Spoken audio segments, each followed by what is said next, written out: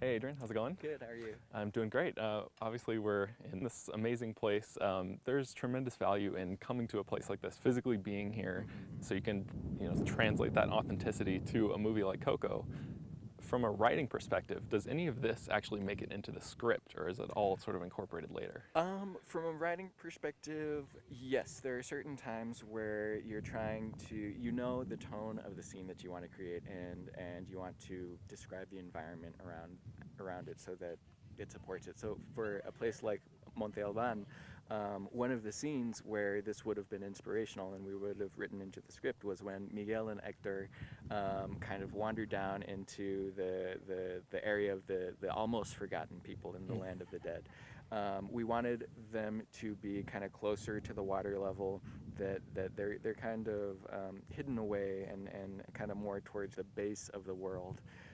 They've kind of made their family there, but it was inspirational to have done research in places like Monte Alban to create a sense of descending into this land, descending into the lowest level, to the place of being closest to being forgotten, and being informed by this environment helped to create that mood and to set that tone. So, what was the most surprising thing that you discovered on your research trips, your many research trips? Surprising thing. That's tough to say. We wanted to be just open to all of the environments and all of the people, and I wouldn't say that it was surprising, but it was very affecting, the sense that people were very welcoming when we came. Welcoming to complete strangers and open about sharing their families and their loved ones, and especially in a very kind of personal, sacred moment of inviting your family back to the land of the living, back into the home, to be able to invite guests in and say, these are the people who are important to me. I want to share their stories. I want them to be remembered. That was very affecting for us in terms of understanding the roots of the tradition, the meaning of the tradition, and being able to translate that into a story about the importance of remembrance, because we got to see it in practice. So I think that was one of the things that was surprising in how informative it was just to the bedrock themes of the film. There's so much specificity in this movie. Was there anything that you learned on any of these trips that you really wanted to include in the film but just couldn't find a place for it? There's so much research that we did that there's more than we could ever fit into one film. But what was wonderful is there are so many opportunities just from a story standpoint where we needed a solution that it already existed in the real world. Connecting the land of the dead to the land of the living, we were inspired by these marigold paths that you lay out for the Day of the Dead, and that gave birth to this marigold bridge that you see in the film, which is a beautiful image, really iconic of the film and of the holiday. Xolo dogs I was not familiar with before we came to Mexico, and it inspired Dante. And every trip kind of revealed something that we didn't know going into it, but that became core to the film, which was wonderful.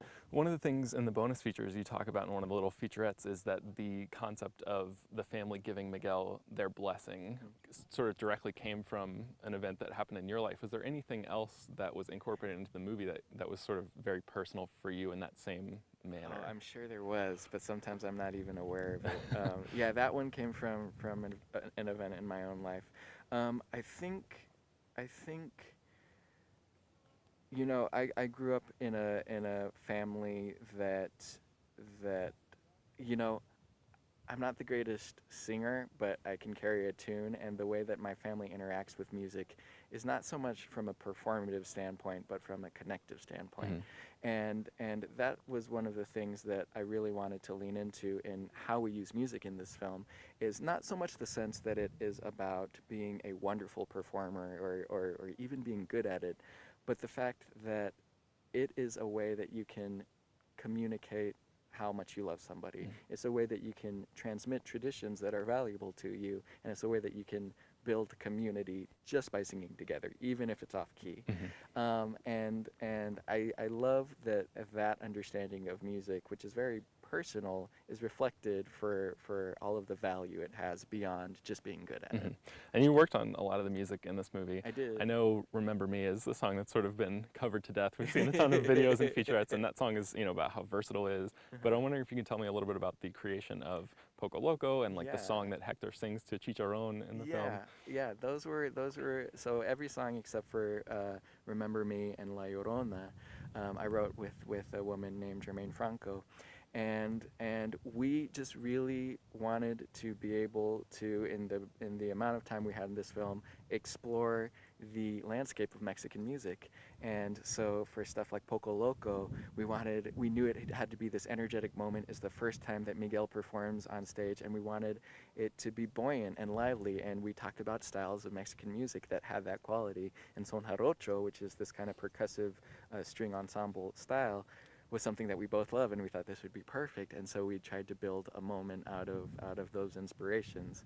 For Juanita, we wanted to hit this balance of a song that sounded really like a lullaby or like a beautiful tune that had this kind of edge of like, oh, maybe it's like a dirty limerick type of tune that you would hear in a cantina, and so we just had fun kind of navigating that story moment to have, you know, pathos and humor, and ultimately reveal that Hector is a skilled musician, because that was important for the story. So, you know, each song presented its own story challenges, and we really wanted to lean into Mexican music to help approach those challenges. The sense that you're not making, the liberties you're taking leaves my guts not shaking. You are just un poco loco.